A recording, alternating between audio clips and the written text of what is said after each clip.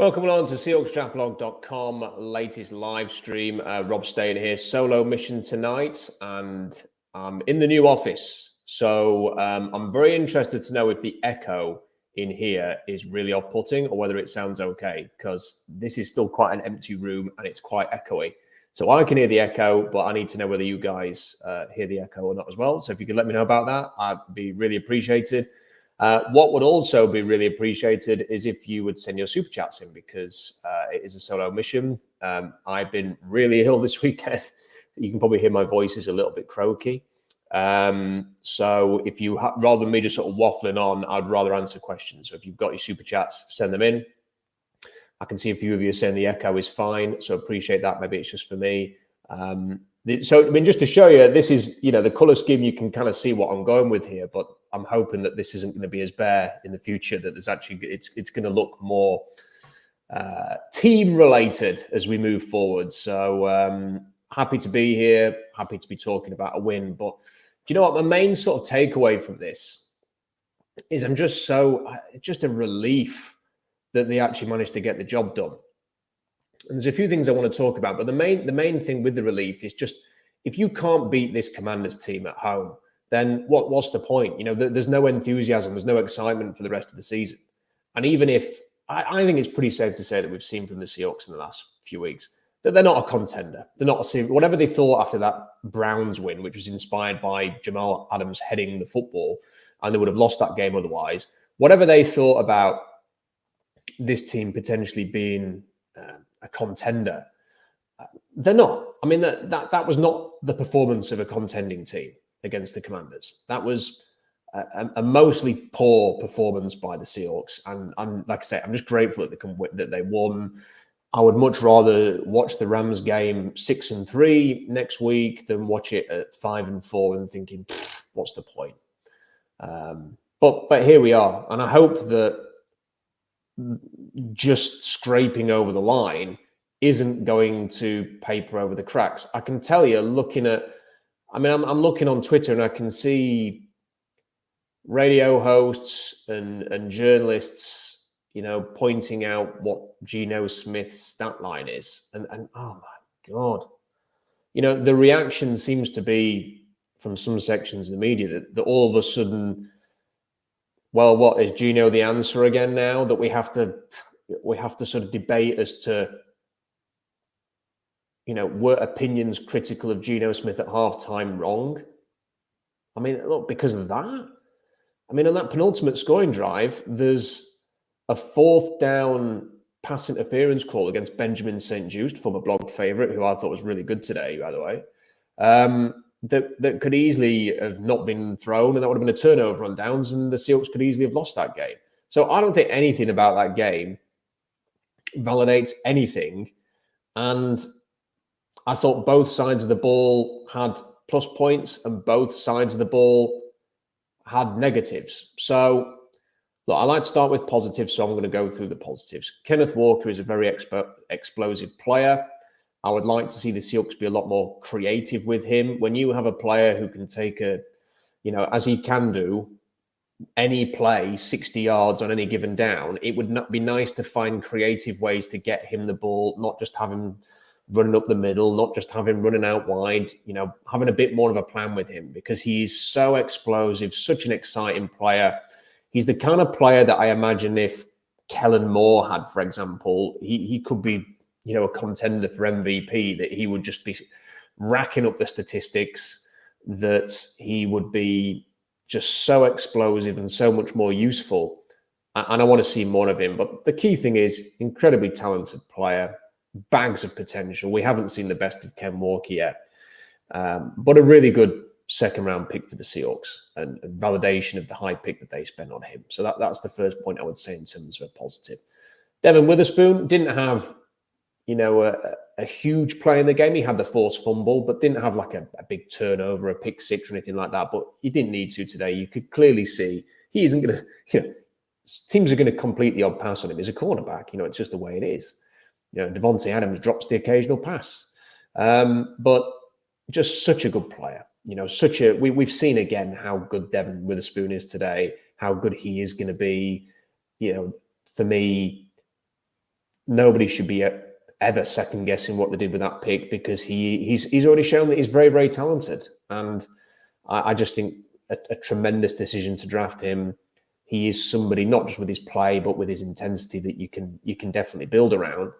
And I hope he, because he's not the biggest guy, I hope that he can stay healthy, because he could be so good for this team and can help set the tone. And that's what they were hoping for when they drafted him, that he could help set the tone as well as play very, very well. And he is playing very, very well. So, when you have a top 5 pick, you need to hit on those picks. So the fact that they have hit on Devon Witherspoon is a big positive, and he played very, very well again today. Boya Mafe, obvious positive, 7th sack in 7 games. I don't know what you guys think. I don't watch Boya Mafe and think he is a game wrecker. I don't think he's ever going to be a game wrecker. I don't think he's going to be a Max Crosby type of player. But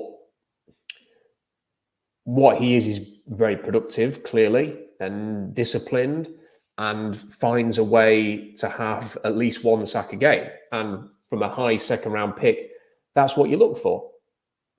That's what you look for. So I think that he's got the potential, because Cliff Averill was never necessarily a game wrecker. He could really seriously impact games, but you would never place Cliff Averill in the the Myles Garrett, Nick Bosa level. You wouldn't place him in the Max Crosby style level.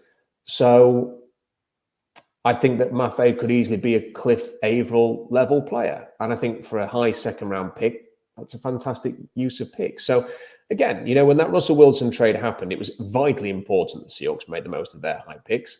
And so far, I think the jury's still out on Charles Cross. I mean, he looks the part.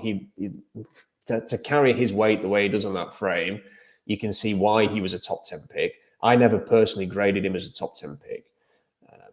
And I think the jury's out with him. I don't think I'm not convinced he will ever become a top left tackle. But Devon Witherspoon, Boya Mafe, Ken Walker, I'm going to reserve judgment on Jackson Smith and Jigba.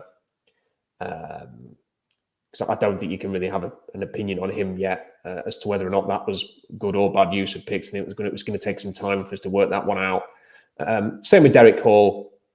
That's going to take a bit of time, and Zach Charbonnet for that matter. Although I like Charbonnet, and there's a point I want to make about Zach Charbonnet and the weapons that they have on offense a little bit. When we get onto other things, but this is on the positives. Yeah, I think definitely the way that they have used their picks on some of these younger players. And look, I think they're 3 players that if we're talking about who could be difference makers in an eventual championship team, I do think Devon Witherspoon, Boya Mafe, and Ken Walker could certainly be part of that. So that's what I would say on that. Leonard Williams got his 1st sack. I don't think I think what Leonard Williams has shown today is that he is, he's not a game wrecker either necessarily. He's not going to come in and blow up plays and live in the backfield. But I think he has shown that he can. It just looks better with him on the field. The D-line looks better for his presence. There was a couple of plays where he's just sort of playing patty cake really with the blocker, and he didn't really do anything. But then there are other plays where he's stunting around. You can move him across that line. Seeing him next to Jaron Reed instead of one of the others is very, very good. And you're just better for having him, And I've seen somebody in the comment section already saying, should we extend Leonard Williams? Again, this might be something we can come on to. When it comes to the off-season, they have got some really big decisions to make. They need to determine where are they going to spend their money. Where is the money going to go? What is the best use of resources? And I'm simply afraid that there are players, and you probably can guess who they are because I talk about it a lot, who do not live up to the financial investment in them. And there are other players that maybe could do that. And I would transfer some of the money that is currently at the safety position, for example, into Leonard Williams quite happily. So, that's they should extend him because they've spent a 2nd round pick and a 5th round pick on him. I think that goes without saying. I don't think he's going to play badly enough between now and the end of the season to think you wouldn't extend him. I think they have to extend him, and I think they probably will. But extending him, as I've written about extensively on seahawksdraftblog.com, is going to mean some difficult decisions for the team. Perhaps not for us as observers, but they've clearly got an attachment to players like Quandre Diggs, Geno Smith, and Jamal Adams, and they're going to have to make some difficult decisions there. I have just looked at the stat line for the Seahawks as I was kind of running through the positives, and I've just saw that Frank Clark had a tackle, and I had to say I'd completely forgot that Frank Clark was on the roster because he has done the square root of FA since coming to this back to this team. And right now I'm kind of wondering what's the point of having Frank Clark on the roster instead of someone like Tyreek Smith or even Levi Bell or whoever, because he's not doing anything. So there doesn't seem to be any point in him being here. And just looks a bit cooked, quite frankly, which is probably why the Denver Broncos cut him. So they're sort of the positives that I would go to, on top of the fact that, look, they got the job done in the end. And I'm sure that's what Pete Carroll will latch on to, that they got the job done, they won the game, and they moved forward. Before I move on to the topics, I have got some super chats. Jeremy says, thanks, Rob. Feel better, bud. Thank you for that. Yeah, it's nothing too serious. It's just a bit of man flu. We've all been there. Us men, we've all been there with a bit of man flu. I'm hoping that I've, after 3 days of it, that I'm on the way down of this now. We'll find out tomorrow morning when I get up very, very early to do an interview for the day job. Mike says, CJ Stroud, jealous of the Texans for a few years. Yeah, I think you might be jealous for more than a few years because he is the real deal. Even he had a late interception, which was horrendous, but which almost let Cincinnati back in there. But guy's clearly talented. He was always, since the Georgia game, he was QB1 on my board at the end of last season, and that never changed. And a fantastic player, an absolutely fantastic player. And congratulations to the Texans. They won the 2023 draft, probably with that pick alone. And Graham says, just one comfortable week will be much appreciated. Yeah. I mean, if they want to save that for Thanksgiving when I'm over in Seattle, when they're playing the Niners, that would also be appreciated. A nice comfortable week that week would be very generous of them. I don't anticipate that happening, but there we go. Always appreciate the work, Rob, and always appreciate the support, Graham. Thank you for that. Thank you for all the super chats. Keep them coming in.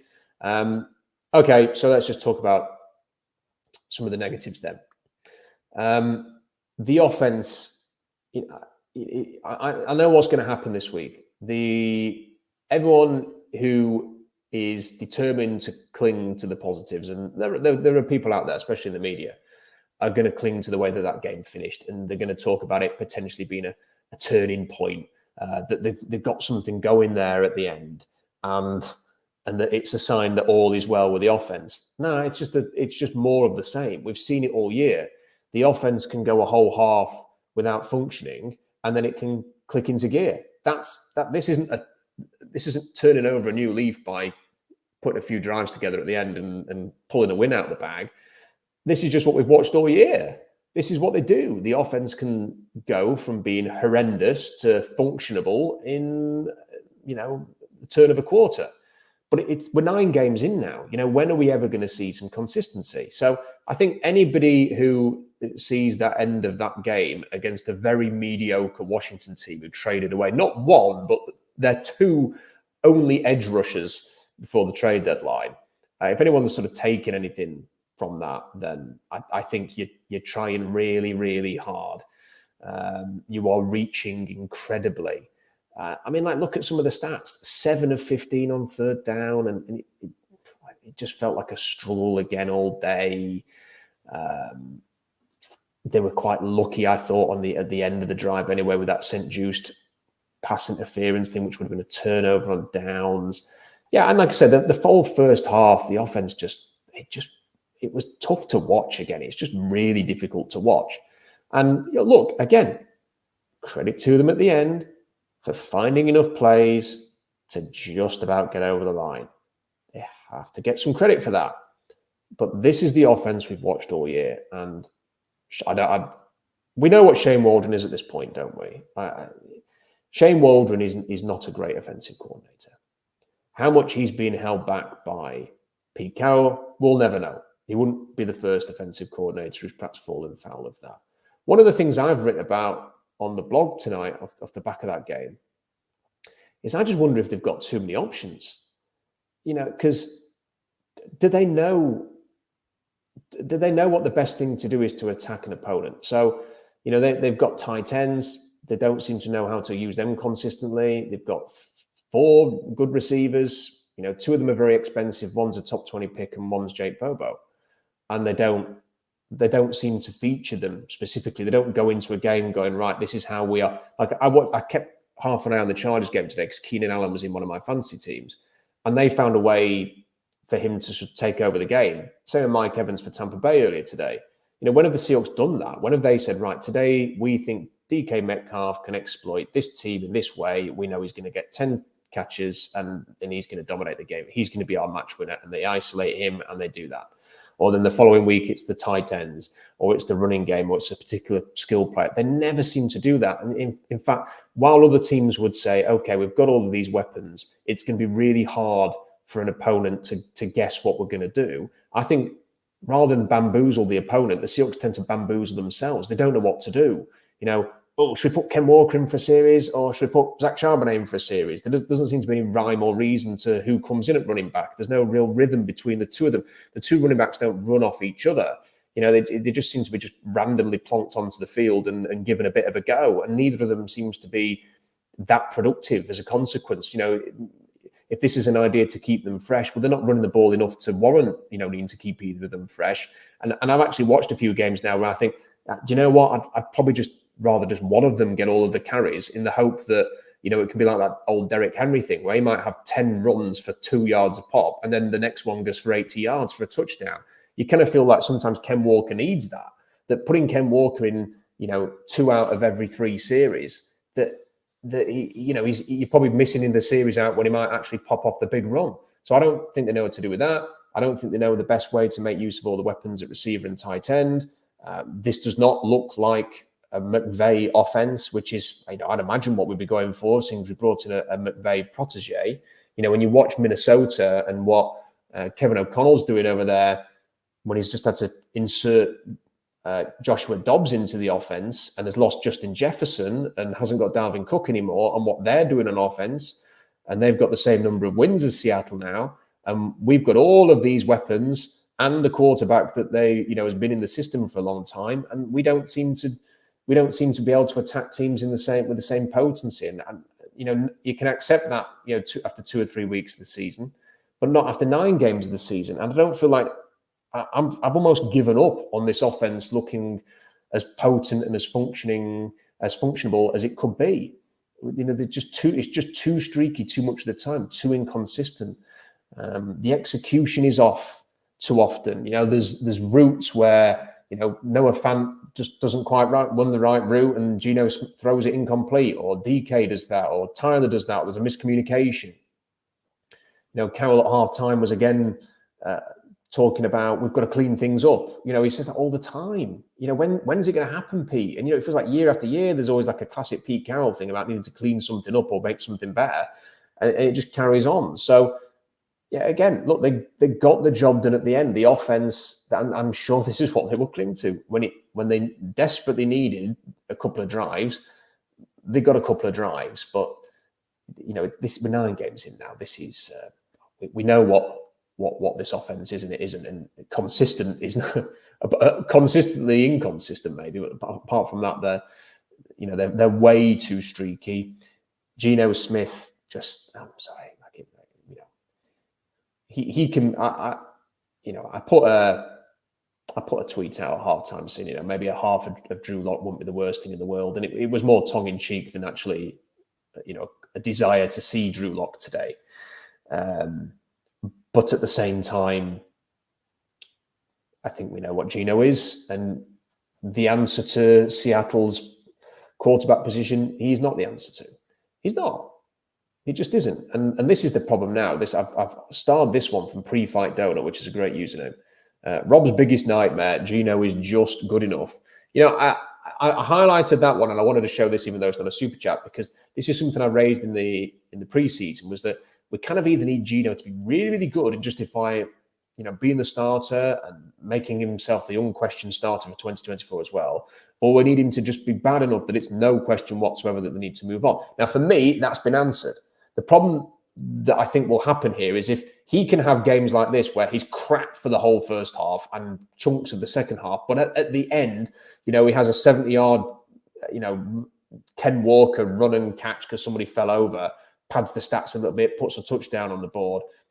When things like that happen, and then he comes out and he's got a 100 QB rating and 300 plus yards and 2 touchdowns and no interceptions, that people are going to go, see, look, no, he's good after all. No, he is the answer after all. And that's what we don't need that. They need to be honest about this. Geno Smith is a bridge quarterback. He is better than Tobias Jackson was in 2011, but not much better than that.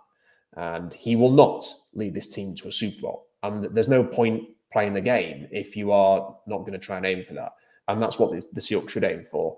And there needs to be some changes at quarterback in the offseason. I do not think paying Geno Smith, let's look, they're at 6 wins now. They only need to win 3 more games and he gets $2 million incentive next season, which will take his salary to $33.2 million. I don't think he's going to hit any of the other escalators. So it will be $33.2 million. I've said it before and I'll say it again because I can anticipate what a comment's going to come in and say, well, that's the market rate for a quarterback of Geno Smith's quality. No. For me, there are only 2 ways to go with a quarterback. Either you have an elite quarterback and you pay him elite money, or you have a young, upcoming quarterback and you pay them next to nothing. Paying the middle amount of money for a middle tier quarterback is when you're wasting your time and you're wasting your money, because you will just end up like the Vikings with Kirk Cousins, like the Raiders and now the Saints with Derek Carr. You will never be good enough to justify the tens of millions that you are spending on that quarterback when it could go somewhere else, and you delay the inevitable. So if the Seahawks are paying Geno Smith $33 million next year to carry on playing like this, and they don't draft a quarterback or they don't make changes to quarterback, we'll just be having the same freaking conversations in 12 months' time. You are better off just getting on the next train of drafting the replacement, signing the replacement, both, create a different competition, trying different things, trying to find something better than this. And that's what the Seahawks have to do. Now, they've been very aggressive with this in the past. In 2011, they would talk up Tavares and they would talk him up, and then they went out and signed Matt Flynn for a handsome contract and drafted Russell Wilson. They've just got to do something similar. I think we've just got to be honest that Geno Smith probably isn't going to be the answer. And he could come back on a cheaper salary, or they could get a different veteran in, or it could be Drew Lock, or somebody and Drew Lock, and then they've got to go and draft a quarterback. And I'll spend a bit of time talking about the quarterbacks that I watched this weekend again at the end, as we often do.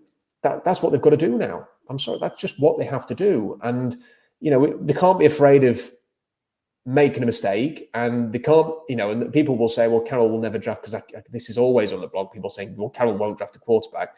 But Carroll won a Super Bowl with a quarterback who was in year 2 of his career. And he nearly won one with a rookie quarterback in 2012. And if they'd just won that game in Atlanta, they may well have got to the Super Bowl and played the Ravens instead of the 49ers. So, I don't see any reason why Carroll wouldn't go and draft a quarterback if the right one is there. And that's the thing, I do think there are quarterbacks in this upcoming draft who will be appealing to Seattle and can answer the question in a way that maybe Geno Smith can't. Doesn't mean that they're going to be championship caliber in year 1. But who would have thought that Joshua Dobbs would win 2 games with the Minnesota Vikings without Justin Jefferson having just basically flown into Minnesota and strapped his pads on and got out there? Sometimes you've just got to get the guys out there and give it a bloody go. So, yeah, I think we have to be honest about this. Geno Smith might be the answer for today rather than Drew Lock, who was sporting a rather fetching new haircut. It was almost like a Quinn Ewers 2022 haircut that he was sporting today. He may well be the better option, Geno Smith, for right now, but he's not the answer for this team if they are going to seriously challenge for a Super Bowl. Kyle sent a super chat in. Just wanted to say thank you, Rob, for all your hard work. Also wondering why both Wilson and Geno are hanging on to the ball too long and always panicking. This is across 3 offensive coordinators. Yeah, I mean, it's a real issue. I am not an X's and O's expert, so apologies, Cal. Thank you for the super chat. I can't give a thorough breakdown as to what's happening schematically. I have seen clips and videos from the last 7 days from that Ravens game, which showed, again, from my own rudimental, basic understanding of scheme, it's not something that I've ever really focused on. I don't understand the kind of route concepts, like they would have, basically just go routes and nobody running across the middle, which is not what McVay does at all. And there's nobody there for him. And then, I just wonder if you do too much of that, even if you adjust, and I've not studied the tape, I don't know what they did today. But if they adjusted today and had a lot of crossing routes, for example, how do you kind of pivot from one thing to another just easily as a quarterback? Is there too much going on in his head? I sensed, if I had to guess, I would imagine that, for example, what the Vikings did today with Dobbs, who just threw the ball to TJ Hawkinson to the tune of, 19 fantasy points for my opponent because I was keeping an eye on him. I imagine it was quite simple, obvious, straightforward, effective. And Kirk Cousins was playing brilliant. I mean, he was fantastic against the Niners as well. And it all flows. I don't think Seattle's offense, their passing game flows. That's not to make an excuse for Geno Smith. It just looks that way. And, the thing with Russell was always, is he too short? Can he see the field? Is he seeing certain things? Does he need to scramble? Does he need to get out of the pocket? And I think there was an element of truth in that. With Geno Smith, I just wonder if his head's all over the place because this offense just, I sense that it perhaps goes back to too many weapons. I think he looks at it and thinks, I've got to get DK the ball. And then he looks at Jackson Smith and Jigba, who's had a bad start to his career. I've got to get him the football. And then after 2 weeks of doing that, oh, crap, Tyler Lockett's not getting the football. And next it'll be, the tight ends are a complete periphery. I need to get them the football. And all the while, Pete Carroll's going, we've got to run the ball. We've got to run the ball. And it all just seems muddled, confused. There's too much variety, there are too many options, there are too many weapons, and it probably just needs to be scaled back. I don't think it's any coincidence that this offense was at its best when they had, or Carroll's offense was at its best when they just had basically Marshawn as the only star on the offense. And it was just give the ball to Marshawn, give the ball to Marshawn. What's that? The offense is stuttering. Give the ball. We'll start the half by running the ball with Marshawn. And that's how it was. And they never got better than that. And right now, maybe they should just commit to, we're going to run the ball with Ken Walker. And that, I don't know. But when you have got a receiver who's on millions and millions of dollars like DK and millions of dollars like Tyler Lockett, and there's a top 20 pick, and you've got expensive tight ends, Will Disley, highly drafted tight ends, Noah Fant, who's came in from the Wilson trade, and Colby Parkinson you want to feature, I think they don't know what to do. I honestly don't think they know what to do, what the best thing is to do with all of these weapons. And I think Waldron's confused, Carroll's confused, Geno's confused, and that would be my best guess at it. And I don't know. And I think I legitimately think the only way they will fix that is by either bringing in a new offensive coordinator and empowering him to do whatever the frick he wants, rather than Carroll having his say on it, or is to find an offensive-minded head coach who can knit all of this together and make better use of the weapons. Someone who is used to dealing with lots of different weapons and finding ways to make it really, really potent. Is that going to happen? Probably not. The Seahawks are already 6-3. The idea that Carroll's going to be fired by Jody Allen at the end of the season seems fanciful at this point, doesn't it? So, I don't know. Is Carroll going to fire another offensive coordinator at the end of the season? This close to the end? I doubt it. But I don't think this group of staff really, truly understand how to make the most of these weapons, is what my answer to that would be. Keep your super chats coming. If you have any questions, then send them in. I want to talk a bit about the defense now, because, look, the defense played well, I suppose, for a bit. I think we have to accept that the Commanders are a really limited team. It's not just on defense, having traded away their top two pass rushers, and their first-round pick at cornerback was ejected from the game. Unfairly, I thought. It's clearly a penalty. And it was an ugly hit. But I also don't think that there was any kind of headhunting, deliberately trying to knock Tyler Lockett out the game there. So I thought that was a poor decision from the league office, and Emmanuel Forbes could have stayed in. So yeah, but the point is that the offense isn't great either. Jahan Dotson's just not justified his draft status. I love Terry McLaurin, but he's kind of the only guy in the passing game that you can really rely on. Their running game never really got. They kind of paid lip service to their running game, didn't they? Kind of didn't get anything early on. I'm just going to have a look now. So they ran the ball with their running backs 12 times in the game, and that's despite the fact it was a close game. They kind of just went away from it. Sam Howell threw 44 times. Eric Bieniemy is very much a pass-heavy coach. They were saying constantly through the game that Sam Howell's had more dropbacks than anybody else. So this is what they were going to be. They were going to pass. They were going to throw, and that's the way it is. For Sam Howell to basically not, he wasn't doing anything for large stretches, and you thought, well, the defense have kind of got control here, and then right at the end, they just lost all control, and they had 2 drives at the end where it was like a hot knife through butter. Didn't turn the ball over apart from the fumble from Devon Witherspoon. Didn't really. There wasn't a lot of getting hands on footballs and stuff like that. The safeties were non-existent. I mean, Jamal Adams had a couple of whiffs early on. Quandre Diggs, you barely noticed him apart from when he didn't get that interception at the end, which Howell threw pretty much straight at him. I think if you were going to really believe in this defense as a, it's a good unit, it's trending in the right direction, they have to finish the game at the end there. They have to finish that game. They gave up 14 points in the fourth quarter, and all they had to do was have one more stop. They didn't have to do it with an interception or a pick six or a huge sack or anything like that. All they needed to do was get off the damn field, and they couldn't do it. They gave up 2 lousy touchdowns, especially that second one. I mean, that's just too easy, that.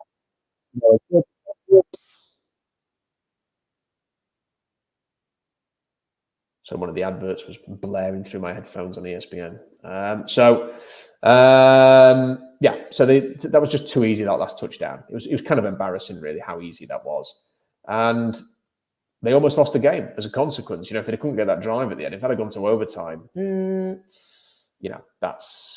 could easily have been a loss for the Seahawks. So I'm not sold on the defense. To me, there's a lot of flab on this defense. A lot of very expensive players. If you didn't see it on Seahawks Draft Blog this week, I would suggest, I wrote an article, and really the point of the article was to show, what is the cap situation? What could they do in order to pay Leonard Williams if they wanted to? But even if you just take that out of it for a second, there's a lot of good information there. So, for example, if they were to cut Quandre Diggs, they would save $11 million next year. There would be $10 million of dead money, but they would save $11 million. Designating Jamal Adams as a post-June 1st cut would save $16.5 million. There'd be $10 million dead money for the next 2 years, though.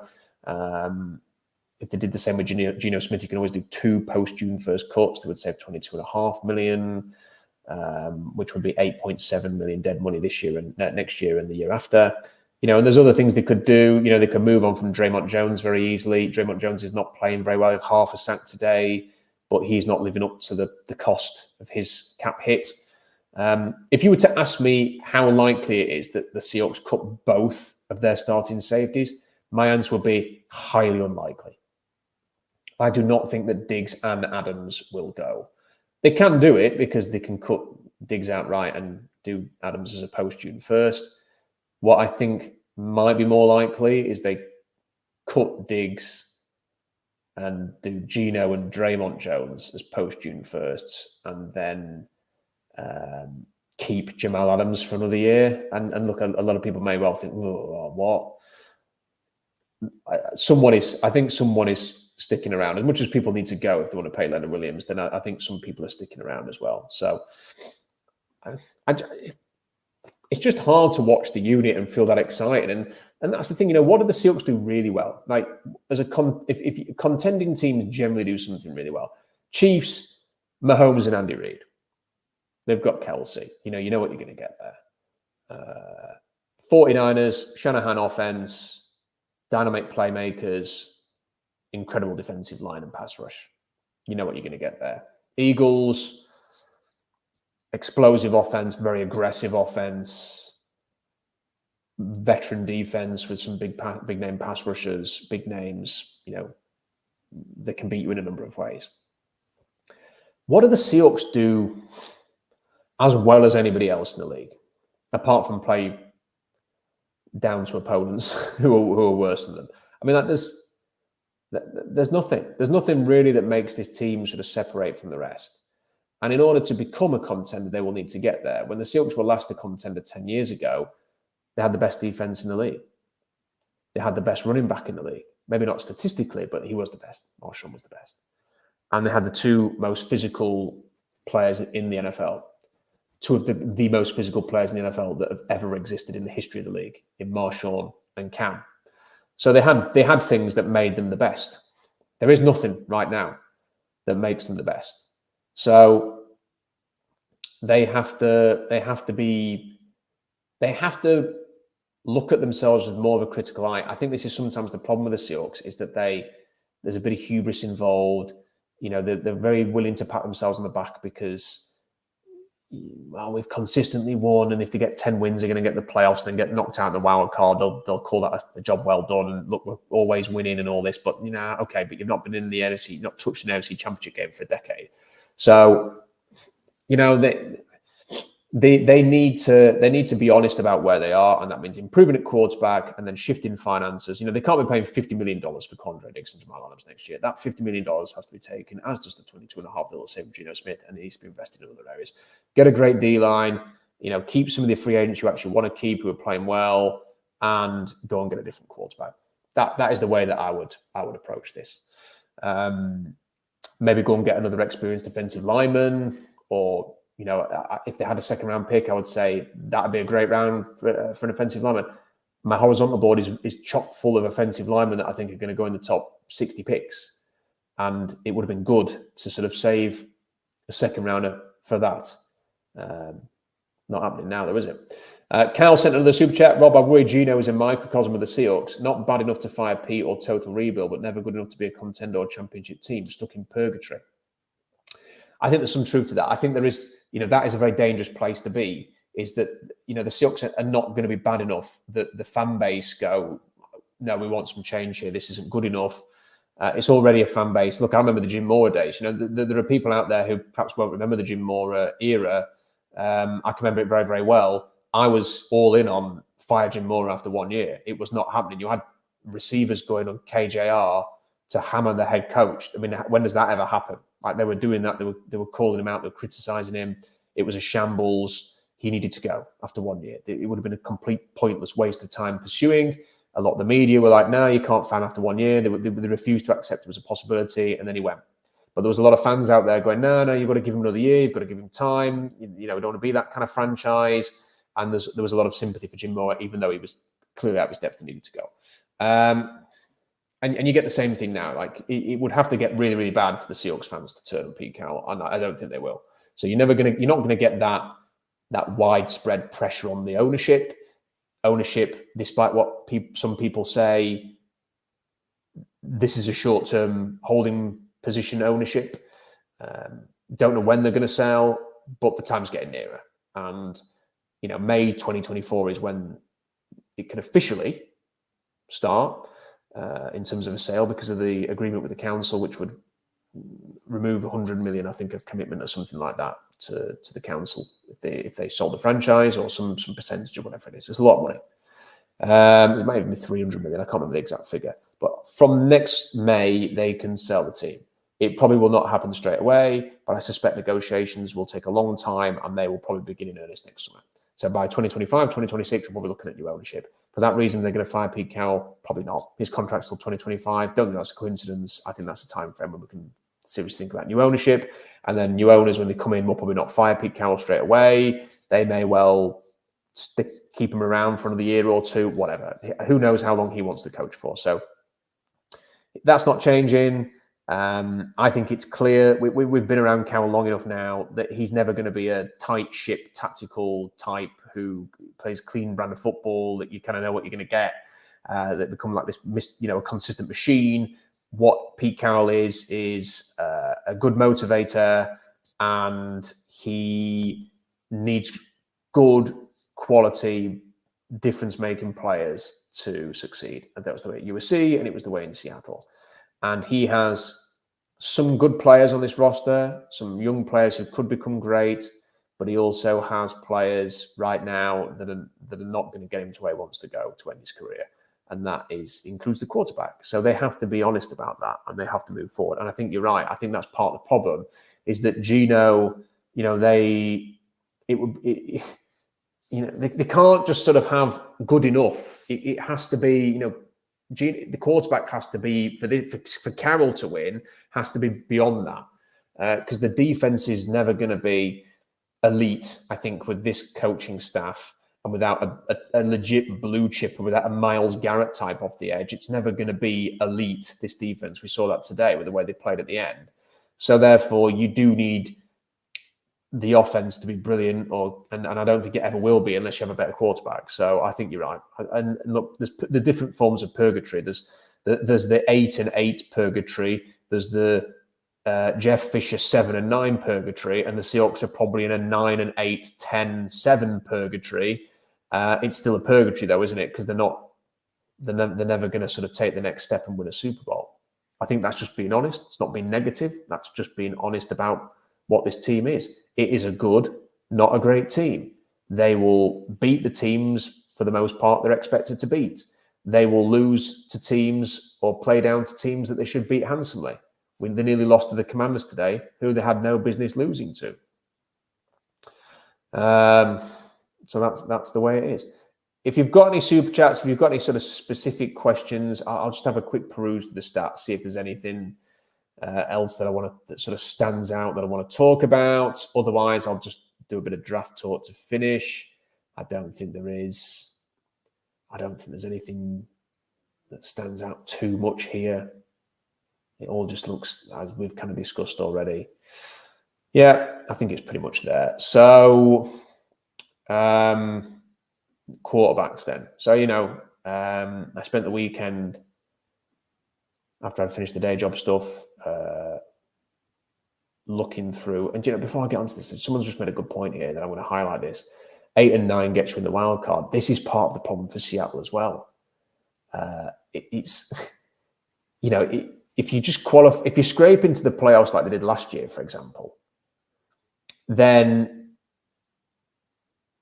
the perception can be that you are doing fine. This 7th seed could be one of the worst things that ever happens to the Seahawks. Because if they just constantly qualify this like the 7th seed or the 6th seed somewhat comfortably, because it doesn't take much to be the 7th seed, then if you call that a success, then I guess, but it's not really, is it? You need to be going further than that. You need to be sort of aiming for more than that. We need to be competing to win the NFC West. We need to be competing to go deep into the playoffs, not just making the dance and making up the numbers, which is what we did last year. I am a little bit fearful because I don't think the Seahawks are better than the Cowboys. So I think at best we're talking 6th seed. And then I worry about whether the Vikings will overtake the Seahawks and then they'll be in the 7th seed again. And, I can't imagine the Seahawks beating the Eagles or whoever on the road, the Niners.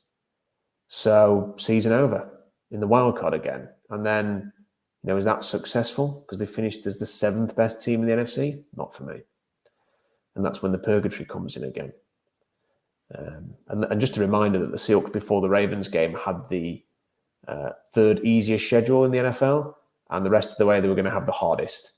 And they just had one of the last few remaining quote unquote easy games, and they made a right fight of it to only win by 3 points in the end. The Rams next week, I think, should be a win. I'd expect them to win that and then be 7-3, and it would be an unconvincing 7-3. And then it's the Niners, and it's the Cowboys and the Niners and the Eagles. That may be when they get a bit found out. I mean, they could easily go from 7-3 to 7-7 or 8-6. It changes very, very quickly, doesn't it? Right, quarterbacks. What do I, think about the quarterbacks that I watched? So I watched the highlights. I've watched the Spencer Rattler throws from the game against Vanderbilt for South Carolina. I've not watched the whole game. I thought it was a typical Rattler performance, under pressure a lot of the time, still made throws, still made plays. I think this is something I've been thinking about a lot this weekend, that the draft media is doing you guys a disservice. It really is. And I'm not saying that I have all the answers. I don't. But I do watch an awful lot of college football, and I watch a shit ton of quarterback play. And I can tell you now, what you were being told through draft media is wrong. You know, you're being told a lot of nonsense. This idea that Drake May could usurp Caleb Williams is for the birds.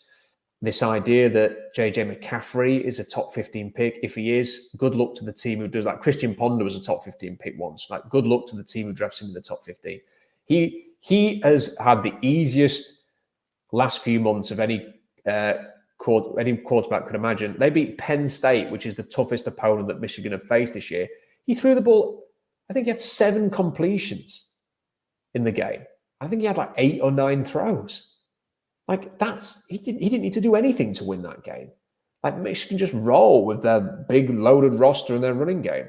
They didn't have to do anything. It's only a top 15 pick. He can't throw the ball with any venom. He's got, he's somewhat mobile, but he's not massively creative or elusive. He needs to get stronger. Someone just said in the comments he shouldn't declare. I agree. Like, as long as Michigan aren't going to have the book thrown at them and they're going to get hammered by the NCAA for this whole sign stealing thing, he should come back and he should hit the weight room and he should try and throw with a bit more velocity and a bit more punch. There are too many off throws. I do not see a difference maker. The idea that he's a top 15 pick for me, whatever. I mean, I can't remember the guy's name from ESPN who had Spencer Rattler as the 11th ranked quarterback on his board. I think he had him behind Carson Beck at Georgia. I mean, come on. Are we being serious here? The 11th best quarterback. It's just nonsense. There's just so much rubbish being spewed about this quarterback class. I'll tell you what I think, but all I would ask is, look, just keep an open mind, because a lot of what's been pumped up into the draft media is garbage. Spencer Rattler, I think, is a first-round talent. What people forget when they're promoting Bo Nix, who's another one who gets pushed right up into the first round and talked about as a first rounder, JJ McCaffrey, even Michael Penix to a lesser extent, is that their environments within college football are so easy. It's so easy for them. They don't get pressured. They don't get sacked. They don't face adversity. A lot of the opponents they face are overmatched. They're thrown to NFL receivers. It's an easy environment to succeed, put up statistics, and win a lot of games. That's not what you get in the NFL. The NFL is totally different. You are pressured all the time. You have to play within adversity. You have to be elusive. You have to extend plays. You have to make quick decisions. Now, a quarterback who plays his entire... I mean, like Bo Nix has been sacked 0.4 times a game this season. That is the best record in the NFL. He's taking less than half a sack a game at Oregon. How is that preparing him for the NFL? We saw what he did under pressure. It was at Auburn. He got benched. He had to transfer. It was awful. He goes to Oregon. He's chucking it behind the line of scrimmage half the time. Just throws into the flat, especially extended handoffs, and then the occasional bomb to guys who run 4.25. That's all it is. That's not the NFL. That's not translatable to the NFL. Then you watch Spencer Rattler getting hammered every single bloody play. You know, he's got someone behind the line of scrimmage every single play that he's having to escape from or make a quick decision for. That's NFL football. And he's playing within a system that's got at least some pro elements. But, you know, the fact that he's delivered what he's delivered, but South Carolina aren't winning, so therefore we have to make him the 11th ranked QB. It's just I hate to say it, but it's bollocks. It really, really is. Like, people need to just stop box score scaring, stop talking about the guys who are doing well in terms of the win-loss record, and they need to actually watch what's happening on the field. Like, what is happening with this offense? What is this quarterback doing? What kind of adversity is he facing? How else does this translate? What is his arm strength like? What kind of throws is he making? Is he throwing with anticipation? Rattler does that so much better than a lot of these quarterbacks. So right now, I would say that I think Drake May has shown enough. I've been a little bit I've pushed back a little bit on Drake May because he's not as good as some of the people are saying in the media. But that was a really good performance against Duke yesterday. And he just had that one horrendous throw, which was in his own end zone, which should never have been thrown in a million years, for a horrible interception.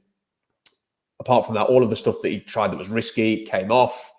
You know, if I'm going to praise Caleb Williams for that, then I suppose on this occasion I will praise Drake May for that because it helped his team win a game. I think he's the second quarterback. Spencer Rattler's my third quarterback. He should be considered a first-round talent. He's got the arm.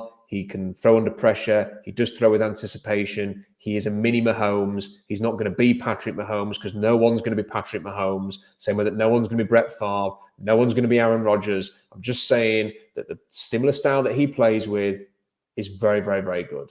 He has, and if there's any, I'm just seeing someone mention Netflix. If there's anybody in the comment section who is mentioning that flipping documentary that was in again when he was at high school, that was years and years and years and years ago. He is a totally different player. Go and watch his interviews, and you tell me that's not a mature guy. Watch how he conducts himself on the field when he's getting smacked around. They're giving up 5 sacks a game at South Carolina.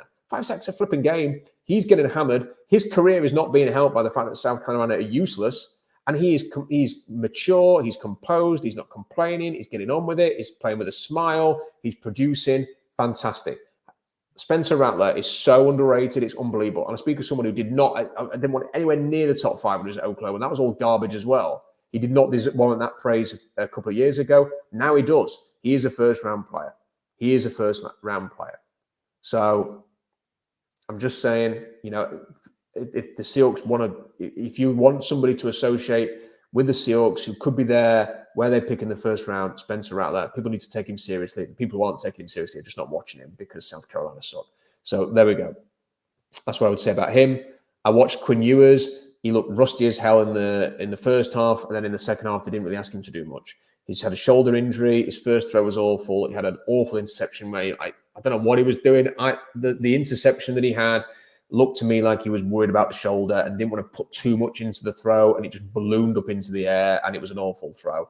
On the very next drive that he had, though, he tried, it wasn't a similar throw because it was more of a flat throw, but it was perfect down that sideline. And maybe he just thought, oh, I can't play like this. I'm just going to have to throw the damn football. And then he looked a lot sharper after that, settled down a bit more, whip-like release, very talented, very athletic, playing within a system that does have some pro elements, throws with anticipation. Has probably got the best win by a big-name quarterback this year in Alabama, where he was the star of the day. He's a very, very good player. And I think that scouts will rate and GMs will rate Quinn Ewers higher than the media. Because, again, they will watch the tape. They will see anticipation throws. They'll see NFL throws. They'll see a quarterback who hasn't got a million years in the pocket to throw. They'll see a player who is going through progressions, that's making reads, that can throw the ball, that can just, his arm talent is unbelievable with his release. It's just a flick and it's very quick, whip-like, comes out. That Aaron Rodgers just doesn't do much, but the ball just fires out. He's got, very easy arm strength, as Spencer Rattler has. He doesn't have to throw his whole body into it. It's all from the arm. I'm telling you, scouts and GMs will rate him higher than the media will. And I suspect that if he does declare, he will go in the first round. So I think he's another player that the Seahawks should look at. And I thought it was a so-so performance against TCU. They didn't put too much on his plate coming back. Texas nearly blew the game. And I think that was as much on Sarkisian in the defense as it was Quinn Ewers. But I think he's definitely someone to keep an eye on along with Spencer Rattler. Michael Penix Jr., I did watch the Utah game. I thought it was a classic Michael Penix game. Because there were throws in that game that were absolutely unbelievable.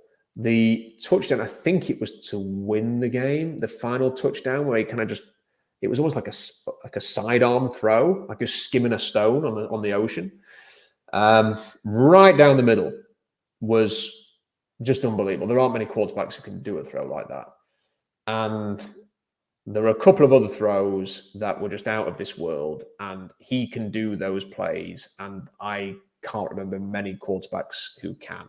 Brock Hewitt said on the broadcast that he has an 11-inch hands, and that would explain a lot because there aren't many quarterbacks with 11-inch hands, and the way that he can spin the ball is unbelievable. That said, he was erratic as hell.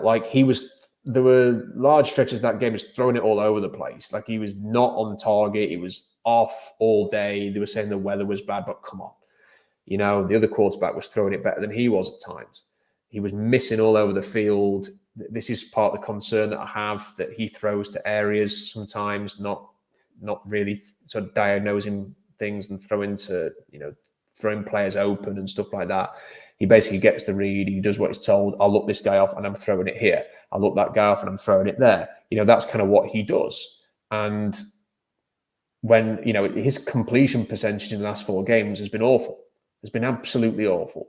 So I appreciate the arm strength and the arm talent and think he can make very, very pretty throws.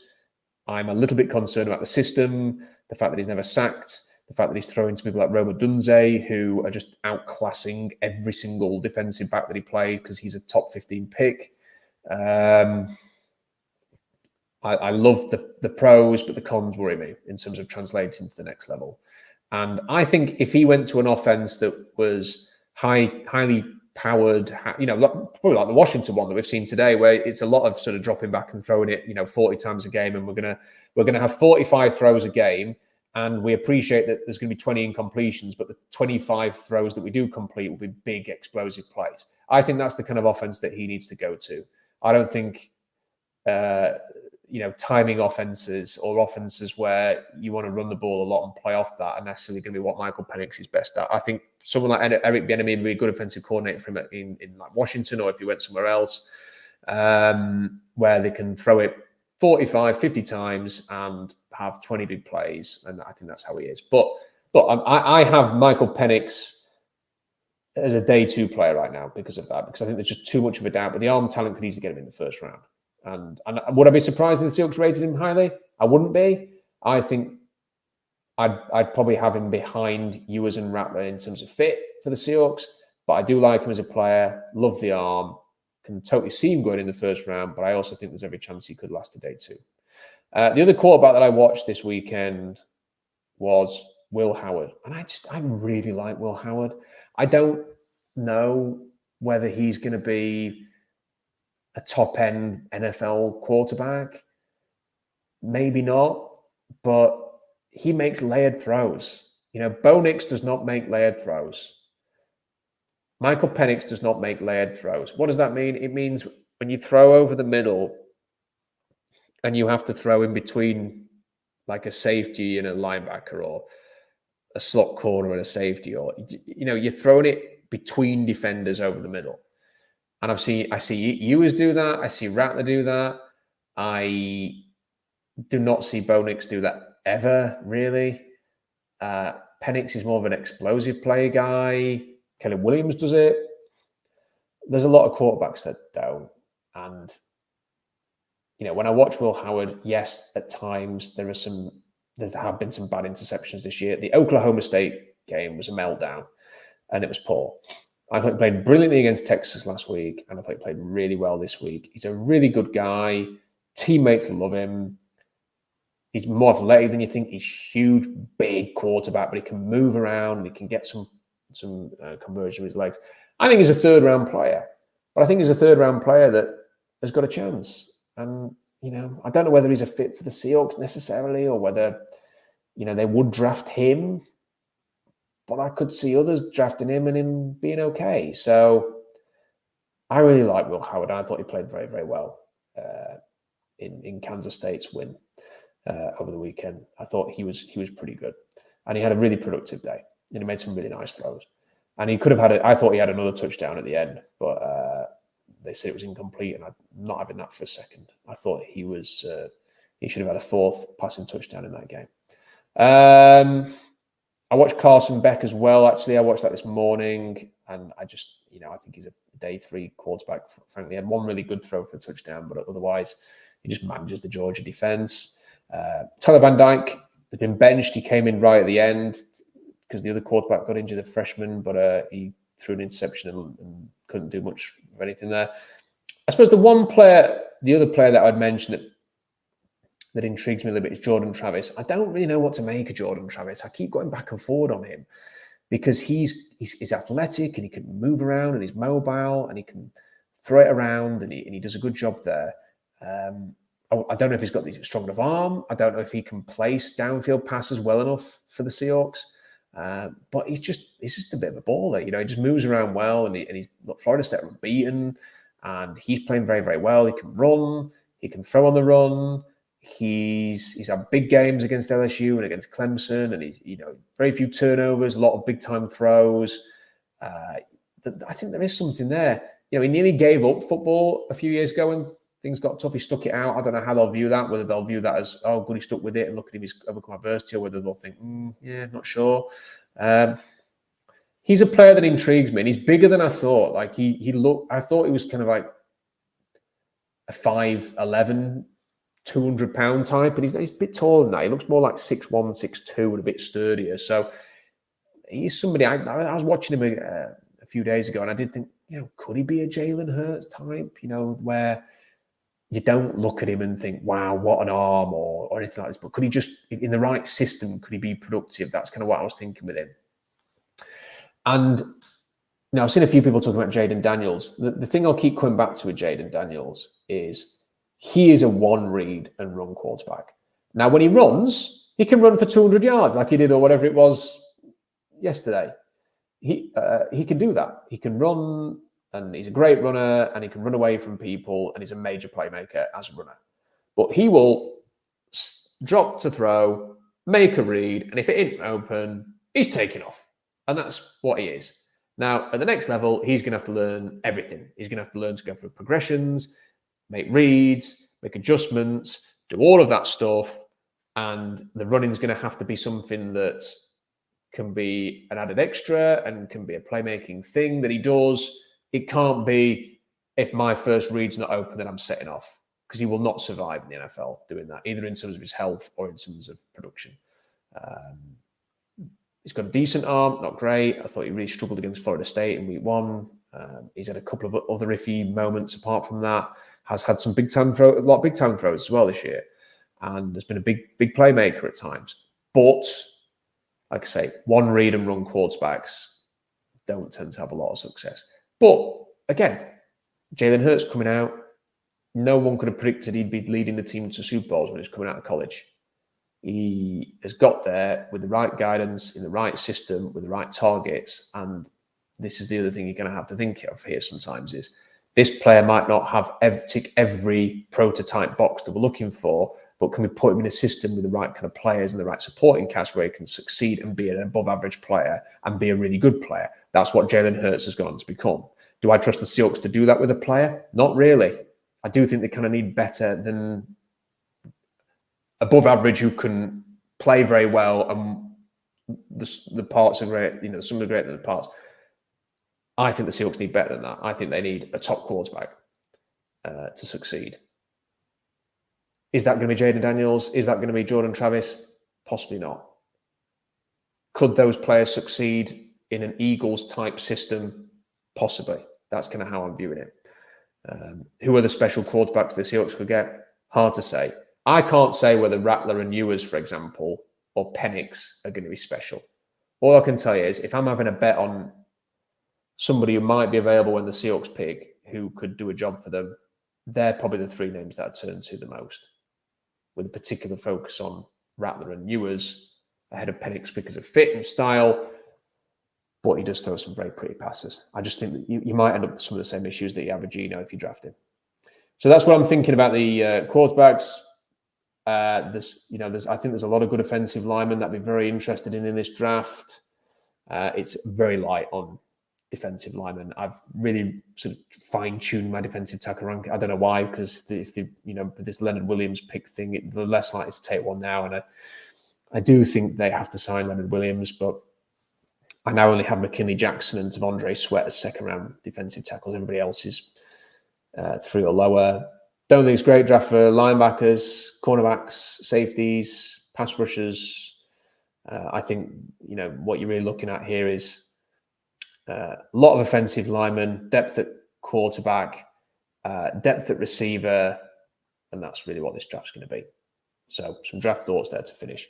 I have got some super chats that I haven't come to, and I do want to come to them. Albert says, and if you have got any super chats to finish, bang them in now, because I'm going to wrap up very shortly, because I've done an hour and 5 minutes of talking to myself. Albert Butler says, the Super Bowl is in New Orleans in 2025. Any thoughts about hitting the Senior Bowl in Mobile the week before and making a junket of it? It is a bucket list thing for me to go to the Senior Bowl. I am desperate to go. The problem that I have is my daughter's birthday is January the 30th, which means that, and that's usually when the Senior Bowl is on. So I'm kind of stuck between, do I go to the Senior Bowl, which is something that I've always wanted to do. I've spoken to Jim Nagy about this. Like, I really, really want to go. But my daughter's birthday is the same week. Now, last year, I think her birthday was the Sunday, and it would have been the ideal opportunity to go. But there were reasons why I couldn't in the end. I think they were work-related.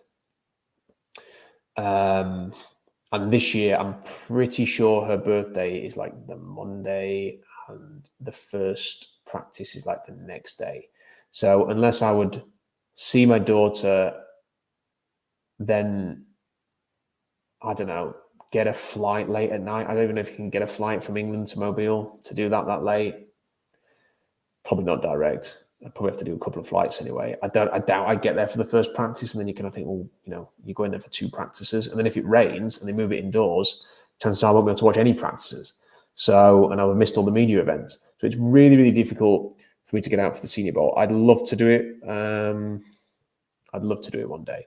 But it's difficult for next year because my wife turns 40. I turn 40 next summer. My wife turns 40 the week before my daughter turns 7. So we've got a lot on around that time, and then going to Mobile. But I'm desperate to get out there. And in 2025, so you're talking about the year after next, I'd love to do. I mean, a Super Bowl it's never really been that much of a bucket list for me because I don't know if I'd enjoy it. Because if I went out there and the Seahawks weren't playing, I hate watching other teams. I really struggle to watch the Super Bowl anyway. I hate watching other teams succeed. It's like a real. If it's not the Seahawks, I'm annoyed at watching other teams celebrate. And if the Seahawks are playing there and they lost, I know what that feels like. So I know how tough that will be to handle. Well, of course, if they won, it'd be the best thing ever. So. I suppose that's a long way of saying that, yes, I probably would like to do both of those things. But there are probably reasons why it may or may not happen. That would be a very expensive trip as well, into Mobile. And then I imagine a New Orleans Super Bowl, the hotels be very expensive. Take us extensions. What do you think NFL execs think of Caleb Williams crying in his mother's arms? Worrisome or a passionate player? Gino looks painfully average. I don't think NFL teams will give a crap about that. I think that just looks. To me, I thought it was a touching moment. I don't care if he will have grown up dreaming of winning a national championship. He's won the Heisman, but he will have known for a long time that he was a good enough player that he was going to have a 3-year window to win a national championship, and he will not have achieved that. And when unlike in the NFL, where you could play for 15 years or longer and have multiple opportunities to win a Super Bowl, you only have, in Caleb Williams' case, 3 years to win a national championship. And in that moment, he knew that he'd failed in that dream. And I respect that because he's not just thinking about the NFL. He's not just thinking about money, trinkets and financial benefits and driving the fastest car, whatever, having the biggest house. Clearly, that stuff doesn't mean as much to him as just being able to say, I won a national championship, which is what he would have gone to USC to do. So if he wants to bawl his eyes out with his mom, then fair play to him as far as I'm concerned. And I bet there's many, many players who've done stuff like that behind the scenes. The fact that he did it underneath a towel in the stands is neither here nor there for me. And it's kind of one of those silly things that I think we focus too much on at times. I just think he just looked really passionate. So I don't think they'll give a crap. And the guy's just so talented. No one's going to care about that. And Gino does look, he is very average. He's Geno Smith. I think that's part of the problem. I think people convince themselves that he wasn't Geno Smith because he played well for a short period at the start of last season, but then he turned back into Geno Smith and he's been Geno Smith ever since. He is what he is. Geno Smith will not win a Super Bowl with the Seahawks. Geno Smith is a good bridge quarterback for us, but we need to embrace that he's a bridge and go and get the next quarterback for the Seahawks. That's what we need to do. Okay, if we are if there are no other super chats, I'm going to wrap this up now. Thank you, guys. The numbers really nice. Thank you for putting up with it just being me on a solo stream. And yeah, I was once too frustrating for you. It's nice to have a variety of opinions. So apologies, it was only just me today. Thank you for watching. SeahawksDraftBlog.com for more analysis. I'll put a few more of my draft thoughts down later in the week. There's some good articles on there. Curtis Allen's done some great work this week. Go and check out his piece, which was kind of like a report card for the second quarter. Well worth a read because a lot of it's still relevant today, even after this game. I did an article on the 8th of November, so 4 days ago, which was a thought on 15 different draft eligible quarterbacks. So there's a bit more information on what I think of 15 different quarterbacks on there. Please go and check that out. There's the cap article I did a couple of days before that, which has got all the information that you need on where the Seahawks are with their cap and stuff. So please go and check that out. I think it's quite interesting on what they may or may not do this offseason. But difficult decisions are needed in the future. So thank you to everybody, and please like the video. That's always a thing. There are always many more people watching it or watch it than like the video. Please like. There's only about 40% of you watch these videos who are actually subscribed. So if you wouldn't mind subscribing, that would really help the channel as well. Leave a comment in the comment section if you would be so kind as well, even if it's just to say go Hawks, because that helps the algorithm. SeahawksDraftBlog.com for more analysis. Until next time. Bye for now. See you.